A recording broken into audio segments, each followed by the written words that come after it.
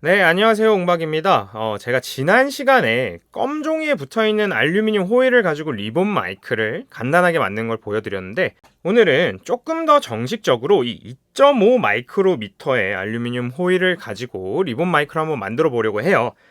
지난번에는 백크라이트를 제가 얼기설기 잘라가지고 이 모터의 틀을 만들었었는데, 이번에는 캐드를 사용을 해서 도면을 만들어서 아크릴 절곡 업체에 보냈더니 이렇게 잘 만들어 주셨습니다. 그래서 에폭시를 활용해서 네오디뮴 자석을 이렇게 붙여놨고요. 가운데에는 네오디뮴 자석을 양옆으로 벌려주기 위한 판때기들과 피크가 애처롭게 들어가 있습니다. 물론 여기에 작은 홈을 파가지고 이 네오디뮴 자석이 더 완벽하게 들어맞을 수 있게 했으면 좋았을 텐데 제 캐드 실력이 모자라서 요런 네모반 듯한 형태로밖에 도안을 만들 수가 없었어요. 그래도 에폭시 퍼티가 잘 버텨주길 바라면서 사용을 해야겠죠. 그러니까 만약에 이 에폭시 퍼티가 떨어지면 가운데 있는 알루미늄 호일이 바사삭 될 수밖에 없는 그런 구조를 가지고 있기도 해요. 그래서 지난번에는 그 치약 짜개, 튜브 짜개를 사용을 했었는데 이번에는 이렇게 전기 자전거에 들어가는 기어를 알리익스프레스에서 주문해서 이 커러게이션 툴을 제가 따로 한번 만들어 봤습니다. 사실은 큰 의미는 없을 것 같아요. 자, 그러면 2.5 마이크로미터짜리 호일의 소리는 또 어떨지 한번 리본 마이크를 만들어서 들어보도록 하겠습니다.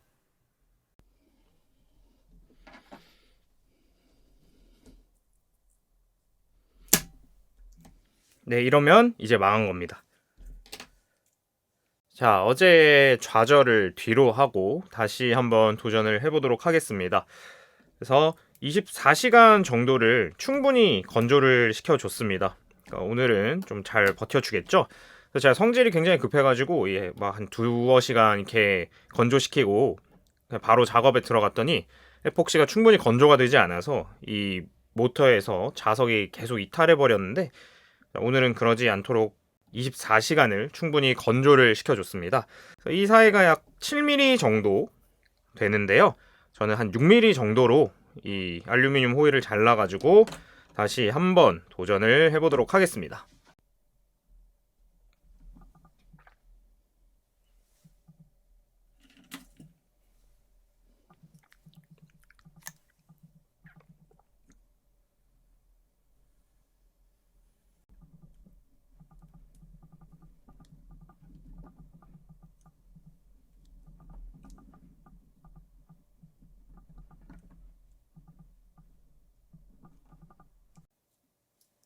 드디어 주름 잡기가 조금 그나마 정상적으로 완료가 된 것 같아요.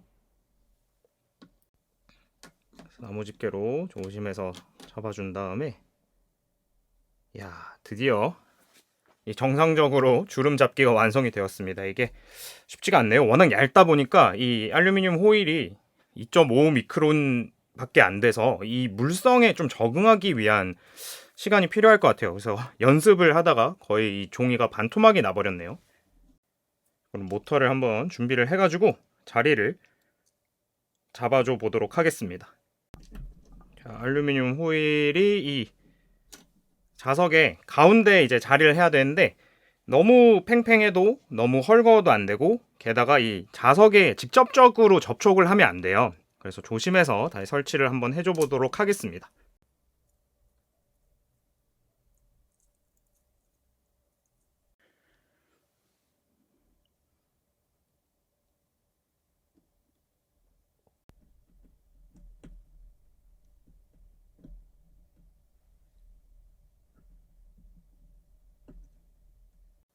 그래서 이렇게 리본의 설치가 일단은 완료가 되었습니다.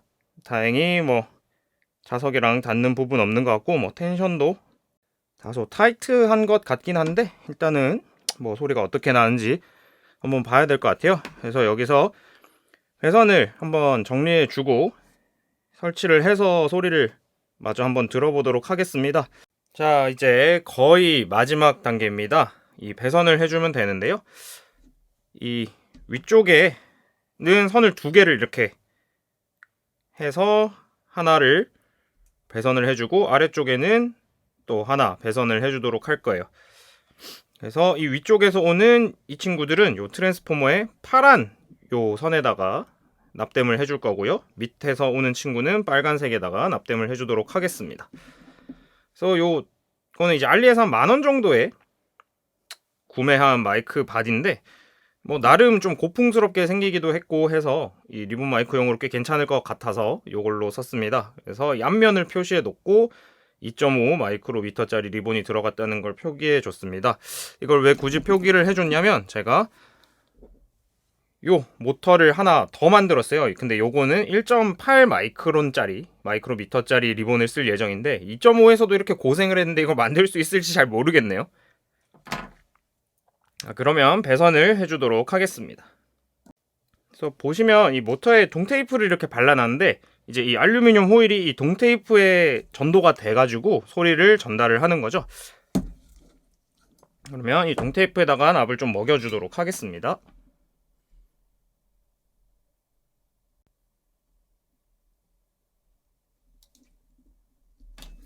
자, 이게 진짜 오만 쇠가 다 이 자석에 갖다 달라붙어요.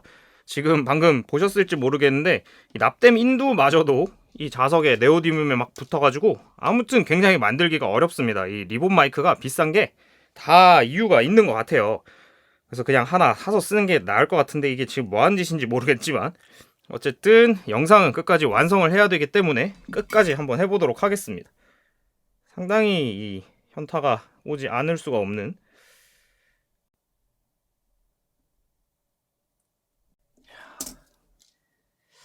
무슨 영화를 누리겠다고. 이제 얼추 마무리가 되었습니다. 그러면 여기에다가 이제 글루건을 좀 도포를 해줘가지고 이 모터를 고정시킨 다음에 배선을 마저 마무리 지어주면 이 리본 마이크를 만드는 과정도 이제 과정 자체는 완료가 되는데 과연 소리가 정상적으로 날지는 잘 모르겠네요. 처음에 프로토타입을 만들면서 이 글루건으로 고정이 잘 돼 있을까 했는데 생각보다 잘 버텨주는 것 같아요. 그래서 얘도 그냥 글루건으로 고정을 시켜주도록 하겠습니다.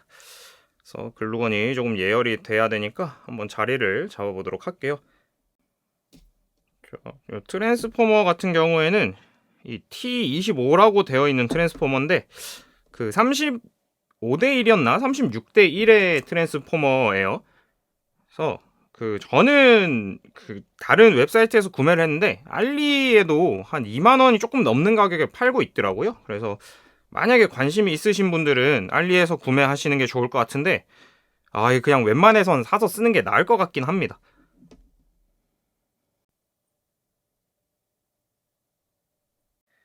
자, 과연 이 리본 마이크가 무사히 소리를 내줄지 기대보다는 불안감이 좀 큰데요. 이번에는 한번 소리를 들어보도록 하겠습니다. 자, 만드는 과정에 비해서는 그래도 꽤 정상적으로 작동하는 리본 마이크가 이렇게 완성이 되었습니다. 이 리본 마이크 같은 경우에는 사실 굉장히 작은 소리를 내주는 마이크입니다. 그래서 프리앰프에서 굉장히 많은 증폭을 시켜줘야 되는데요. 전 DR60이라는 좀 다소 저렴한 레코더를 사용하고 있다 보니까 자체 프리앰프를 좀 덜 올리기 위해서 패테드라는 별도의 인라인 프리앰프를 사용을 했습니다. 48V를 사용을 해서 한 20dB 정도를 더 증폭시켜 줄 거예요. 그래서 만약에 리본 마이크를 가지고 좀 조용한 소스를 녹음을 하고 싶다라고 하면 일단 첫 번째로는 리본 마이크의 본래의 용도에 어떻게 보면 맞지 않을 수 있는 사용일 수 있고요. 그 다음에는 굉장히 조용한 성향의 프리앰프가 필요할 거예요. 그래서 보통은 저는 리본 마이크를 뭐 기타 캐비넷을 마이킹 한다던가 아니면 뭐 드럼의 룸 마이크로 쓴다던가 밴드 합주실에 또 룸 마이크로 쓴다던가 그런 용도로 아마 사용을 하게 될 것 같습니다. 그래서 굉장히 우여곡절은 많았지만 한번 만들어 보는 것도 나쁘지는 않은 것 같아요. 그럼 다음 영상으로 찾아뵙도록 하겠습니다.